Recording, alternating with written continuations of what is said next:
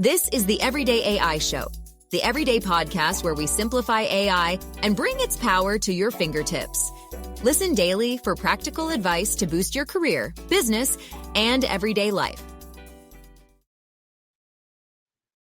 Can you use AI and ChatGPT to learn more about your competitors and your customers than you could on your own?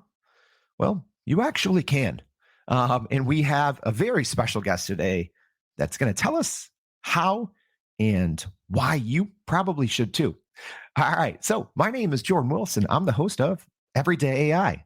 That's what you're listening to. Thank you for joining us. So we are a daily live stream podcast and free daily newsletter helping everyday people make sense of what's going on in the AI world, because there's a ton. But not just like, hey, here's a new tool or here's a bunch of news, but how we can all actually use it to help grow our companies, to help grow our careers, to increase our output, right? So that's something that we're going to be talking about today, how we can use AI and ChatGPT to learn more about our customers, our competitors, and just insights that would be kind of hard to get otherwise. So before we get into that, let's quickly talk about what's going on in the world of AI news. So first, TikTok is now going to start labeling AI content. So TikTok is going to ask creators to label their AI content so we kind of know what's real and what's not. So this kind of follows Instagram that announced this also a couple of weeks ago. Also interesting that TikTok is asking creators to identify it and not necessarily developing any sort of detection system to do it. So we'll see how many TikTokers are actually fessing up. Next but not least, Microsoft has a new large language model. That's right. So they recently announced Gorilla, and it has beat GPT-4 at writing API calls. So we're going to have more about this in the newsletter because it is pretty breaking news. But their new large language model called Gorilla was, in its own testing, was better at generating accurate API calls. So more on that in the newsletter. Last but not least for today, $5 billion in sales. So that's China's internet giants just recently announced that they ordered $5 billion, that's billion with a B, in Nvidia chips to power their AI ambitions in the coming years. So we do talk about Nvidia pretty often on the show because, hey, hot take, I think that they're one of the most important companies here for the U.S. economy because they are powering this whole generative AI movement, not just for the U.S., but China as well. All right. So I hope you're excited because we're going to be talking about using AI in a way that we don't talk about a lot on this show. And I think we should be talking about it more. So as a reminder, if you have any questions, please make sure to jot them down because I'm excited to bring on our guest for today. We have Yogesh Chavda, the founder of Y2S Consulting. Yogesh, thank you so much for joining us. Thank you for having me. I'm excited. All right. And we were just talking pre-show. Hey, we're both from Chicago. So we got to have a great show here and hold it down for the Midwest, right? There you go. Yeah. So Yogesh, just before we get into using AI for competitive insights and analysis, kind of just quickly tell everyone what your background is, because you have a very extensive background, even outside of, founding your own consulting company. Yes. So I've been working in marketing and market insights my entire career. And I actually started working with Procter & Gamble initially. So I spent almost 17 years with them, working across 6 different countries under very different circumstances, and built up a pretty wide set of capabilities around how do you do marketing under in developing markets versus developed markets, different kinds of brands, new brand launches, you name it, basically. I've also worked for some other companies like Spotify and Pinterest. I was the global head of always on marketing at Spotify. I was the global head of commercial insights at Pinterest for a while. And then my last big role was with a hearing aids company out of Denmark, where I was managing the market insights work for hearing aids in the US. So in between, of course, I've been doing some consulting work as well. So I just started my consulting company again this year. So, yeah. Wow. That's the short version of my background. So let me cut it down for anyone listening, whether you're listening on the podcast or listening with us live here. Yogesh knows what he's talking about, right? So he just dropped some companies that all of us probably know and use. So P&G, Spotify, Pinterest, right? So Yogesh, with your background in insights and marketing, what was your kind of take when you first kind of saw this generative AI wave, specifically with ChatGPT? What was your thoughts on, hey, did you think it was going to be something, a useful tool, or at first were you just kind of like, all right, this is something that could just be a fun little tool and we'll see what happens? So the funny thing is, I found out about this tool through my 16-year-old when he told me about this back in November, saying, "Dad, I'm using this to write my essays." And I was like, "What is this, all about?" So that's how I kind of started, right? Thankfully, he's not using it, from a school perspective. He's very smart about what he does, so I don't want to get him into trouble, of course. With that said, as I started playing with ChatGPT in particular, and that's where I started, and then I also played with Bard, and then later with Claude as well. I would say that I started recognizing that this is not just a basic tool that can do basic stuff. This is a very sophisticated tool that can actually drive productivity for different kinds of roles very, very quickly. It can help you do research very quickly, and you can mine information very, very quickly, which would have taken me weeks or months to do in some cases, because it's able to find it, right? And analyze it. Now, the challenge, of course, that everybody had, and I had in particular, was like, is this real? So I was always going back and checking to make sure that whatever ChatGPT was telling me is actually correct or not, right? And there were instances where I was finding like, no, that's not working. So, there was a learning curve that I was going through, but the more I learned how to use the tool, the more I became a convert to say, this is not just a fly-by-night thing. This is actually a game changer. It's going to change the way work will happen moving forward. And organizations will have to be thinking differently about how they structure their work streams internally to be able to incorporate generative AI into their organizations. It's not a bolt-on to your work stream.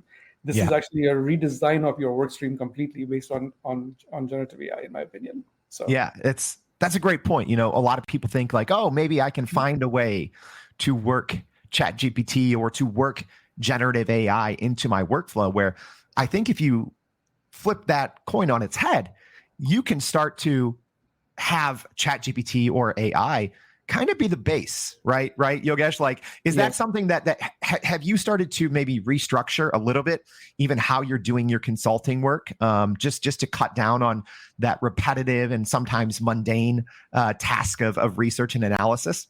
Completely. So I can give you 3 different use cases already in terms of how I'm using it in my consulting work, right? So the first one is if I'm pitching to a client and I know a little bit about the client and they're new to me, I'm using ChatGPT to understand their industry, so that, okay, this is the industry they're operating in. This is what's going on. These are some of their pain points. These are some of the things that are happening inside, the industry.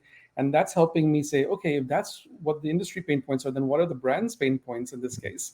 So, ChatGPT may or may not be able to help you specifically because of obviously the cutoff, up till October. But, you can bring in Bard at that point to help you supplement, kind of thing, right? So between those two, you're able to kind of like, build out the understanding and say, okay, if this is where the landscape is today, how do I write my pitch? Right? So I've actually used ChatGPT to help me think about how I should craft my pitch. And then the third thing that I've also done, and I'm doing a lot of presentations at conferences right now.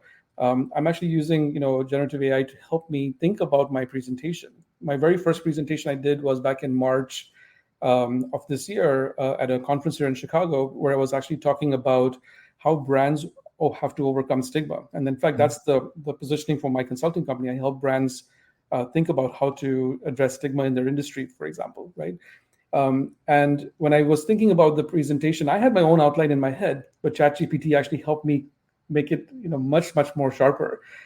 So between the quick assessment of the landscape, the pitch development, and then the presentation development, in all those 3 cases, it's helped me significantly. I'll add a fourth one, my blog post. I post every week on my LinkedIn page, and almost every post I've done, I've started first on ChatGPT to help me think about the question I'm trying to answer. And then it's helped me then basically think through how to actually write and craft my blog post. So, I'm seeing this as a massive productivity enabler for like a small consulting firm that I have. I'm doing the work of about 2 or 3 people here if I had to do this without ChatGPT, if you know what I mean. So Yeah. Absolutely. And I do real quick just want to shout out some people joining us live today. So thank you for that. And again, if you're listening to this later on the podcast, make sure to check out the show notes. If you want to come and ask Yogesh some questions, we'll have the link to join this thread. But Audrey just saying really excited for this one. So thanks for joining us. Mark saying that's a great move, kind of talking about what we're talking about here. Brian joining us saying good morning from the Gulf Coast. Thank you. Harvey saying Dallas, Texas. Glad to be here. So if you do have any questions, just as a reminder for Yogesh, please drop them now. So Yogesh, I do have one other question because you said, hey, you're able to use in your consulting role now, ChatGPT in a way where previously you might have had to use 2 or 3 employees to do some of these things, right? Yeah. So I guess what are 1 or 2 ways that you're using ChatGPT on an ongoing basis now? Mm-hmm. And you look back and you say, if you look back at your, P&G days or your Spotify days or your Pinterest days, and you're like, wow, if I had this technology now, mm-hmm. how could it have changed what you were doing back then? So, Yeah.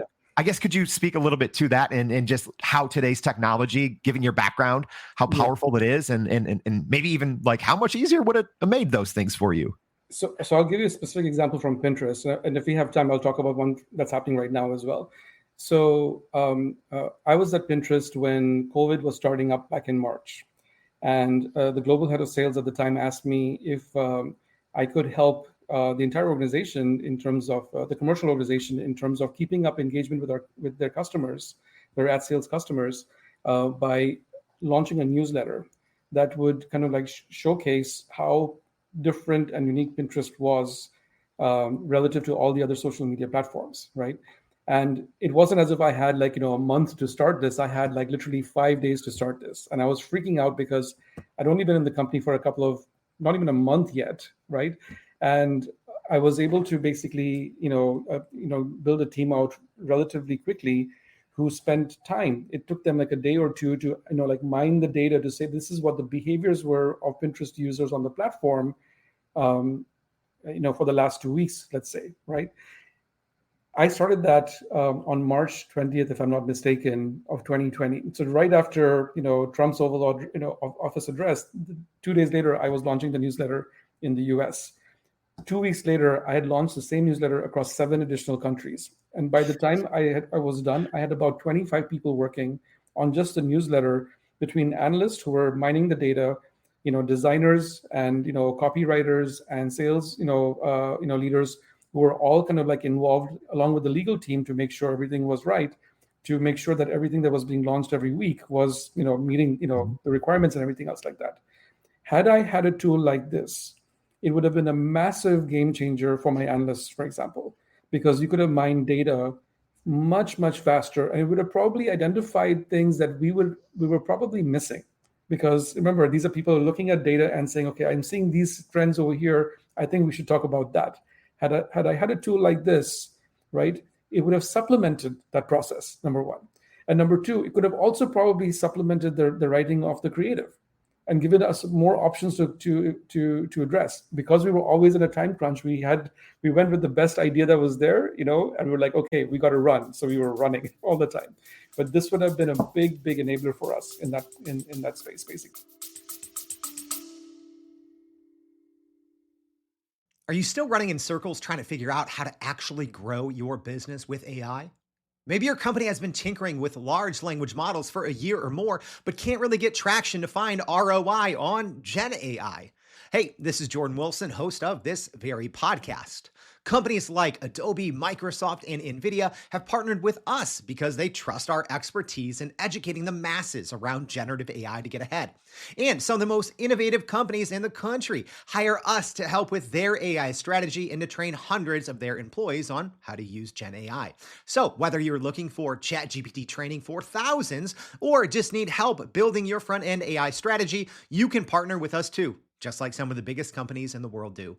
Go to youreverydayai.com/partner to get in contact with our team, or you can just click on the partner section of our website. We'll help you stop running in those AI circles and help get your team ahead and build a straight path to ROI on Gen AI.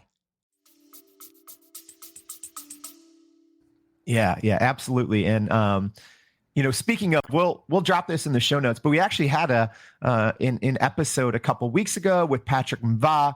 I think it's episode 54 where we talked about that, right? Like talked about using, just kind of mining customer data and customer reviews. I think that's a super powerful way, Yogesh, that we can use it.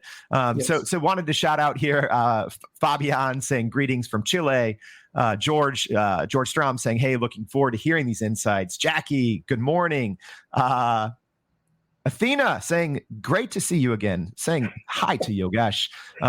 Brian saying Brian talking about how this is how he's been using ChatGPT, and Harold here saying he's been able to create more in quarter one alone than he was of all of 2022. Yogesh, how has ChatGPT and generative AI been able to change kind of even your output in Y2S Consulting? How has it changed the game for you? So, like I mentioned earlier, my consulting is focused on helping brands overcome stigma. So one of the things I'm doing right now is actually building out a database of brands that have had to address stigma within their industry, or brands that are facing stigma. So think about the Bud Light example from the last few months. It's become a stigmatized brand today, for lack of a better word, basically. So if I had to do this the old way, it would have taken me literally months to pull together a database of information about the brand positioning, the brand selling point, the different types of stigma that it could be affected with, looking through their website, and trying to pull all that information together. It takes time. It takes time and effort to pull that together. I've been able to structure the database and pull together at least my first 10 to 20 use cases in the space of a couple of days using ChatGPT. Right. And using, one of the plugins on the subscription version where you can scrape through their websites, it's able to summarize everything on the website. And it's telling me exactly what the unique selling points are, what's there, what's missing. It can do comparisons if you wanted to versus other, competitive, websites, if you wanted to play it that way. You can do all those kinds of things, right? So when you've done all that and I'm able to build up my database, for me, that's one of my unique selling points for my consulting company, to say that I have a database for brands that have been stigmatized. So I can come and talk with information and data and be able to talk about this in a far more intelligent way very quickly than had I not had this. It would have taken me probably 12 months to pull this together. I'm doing this right now in weeks, basically. Yeah, that's such a good example. Yeah, having to go through, hundreds or thousands or sometimes millions of data points used to be an incredibly time-consuming process. And now it's not necessarily. So, all right. So we have a question here from a LinkedIn user. So sorry, sometimes we get the name, sometimes we don't. So asking Yogesh, in your Pinterest example, how would you feed it the data over the last 2 weeks of Pinterest trends? So how would you take that one on, Yogesh? Yeah. So first of all, this is all obviously first-party data, right? So let me start with that first. So if they were wanting to use some sort of generative AI tool, my suspicion would be that we would have had to go through a process to make sure that the data that gets ingested stays within the firewalls of the Pinterest world. That's what I would have ensured first and foremost.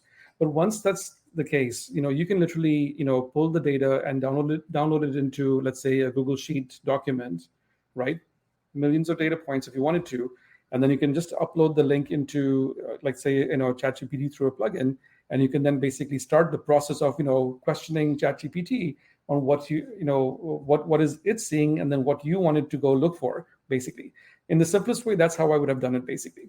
Yeah, absolutely. And I think, Yogesh, you bring up an important point there is, a lot of the things that we're talking about and the ways that even you're using ChatGPT would require the plus version, so the $20 a month version. So, Yes. if you're listening out there and maybe you're a little newer to ChatGPT and you're like, oh, that doesn't sound like something you can do, right? We had a whole episode Friday on ChatGPT plugins and kind of the new features and functionalities that provides. So yeah, even the example that Yogesh is talking about of uploading different data points or reviews or scraping websites.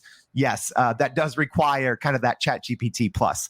Yogesh, what's one maybe unexpected way that you've been leveraging generative AI that maybe you weren't necessarily thinking like, oh, this could really help in this endeavor? Or maybe what's one way that you think other people should be using ChatGPT or AI that maybe they're not thinking about?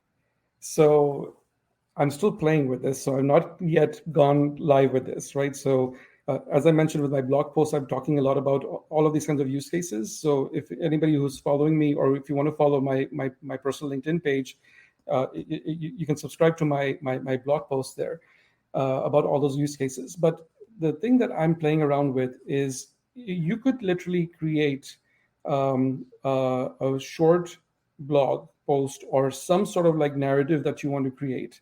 And using one of the plugins on ChatGPT, again, on the paid side, the subscription side, you can actually go create your own video, right? And there are, one of the plugins I think is called Vista, I think, where you can actually use stock imagery to create literally like a 30-second video of your post.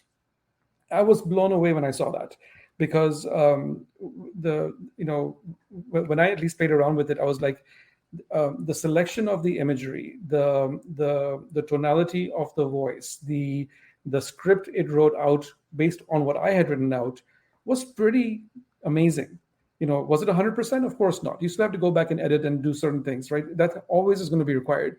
But the fact that it took me from say 0 to like say 85% of the way there, right, is a massive, massive game changer. So for me, I come from the insights world. I've worked with advertising my entire life, right?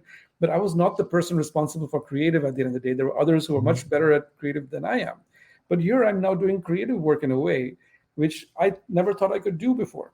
Now I can, with the help of these kinds of tools, right? So for a small business who's trying to figure out how to create communication, not just in terms of 2D posts like for Instagram or whatever. You could create TikTok posts, you could create long form video if you want. All those things are doable today, sitting behind a laptop, and maybe just having the right person helping you figure that kind of stuff out. That's kind of the stuff that we can also help with now, which I never thought I could do. So. Yeah, so many unexpected use cases, I think, and even what Yogesh is talking about. I think we've actually done a video or two. So check back later in the comments, or if you're listening on the podcast, and I think we actually have a video on that. So one last one here, Yogesh, that from Dr. Rasafa asking, what are two major AI apps that you use with ChatGPT, or just maybe, what are some either plugins or apps or even other AI tools that you're using and finding value with, Yogesh? Yeah, so I can never remember the names correctly. So just search on the plugin part of it. But the one I've used, I mentioned Visla already, which is the one that can create video for you. The other one I think is called Open Scraper, if I'm not mistaken, which allows you to kind of like scrape websites, right, and analyze websites for you. So I found that to be incredibly useful. So those are two that I would suggest very rapidly.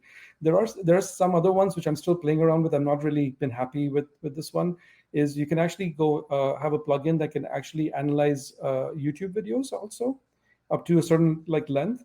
I'm trying to figure out which is the best one to use for that just yet, because there's some of them have paid firewalls and things like that. I'm not ready to pay for things just yet, so I'm kind of like doing all the free stuff right now, But I think that would be another one that I think would be super helpful as well if you're able to analyze advertising.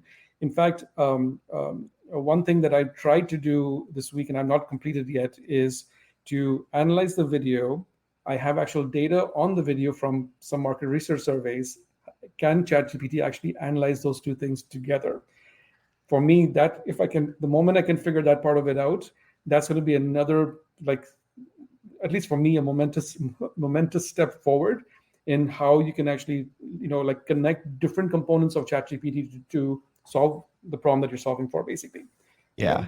Yeah, that's a great example, Yogesh, just how you can string together different tasks that would normally take, hours. So, I mean, we've covered so much in such a short period of time, talking about customer insights, analysis, even some favorite plugins and use cases. So thank you, Yogesh, so much for joining the Everyday AI Show. Your insights were super valuable, and I hope everyone out there enjoyed this as well. So thank you for coming on the show. Thank you so much for having me. All right. And just as a reminder, everyone, we covered a lot. So make sure you go to youreverydayai.com, sign up for the free daily newsletter. We're going to be recapping a lot of the things that we talked about today. So if you weren't able to type as fast as you could and take down all the notes and all the nuggets of information that Yogesh was giving us, don't worry. We've got you. Go check out the newsletter. So thank you so much for joining us. Join us tomorrow. We're going to talk one more time about Midjourney. We have our part 2 series coming up. So we hope to see you back then and every day with Everyday AI. Thanks. Thank you. And that's a wrap for today's edition of Everyday AI. Thanks for joining us. If you enjoyed this episode, please subscribe and leave us a rating. It helps keep us going. For a little more AI magic, visit youreverydayai.com and sign up to our daily newsletter so you don't get left behind. Go break some barriers, and we'll see you next time.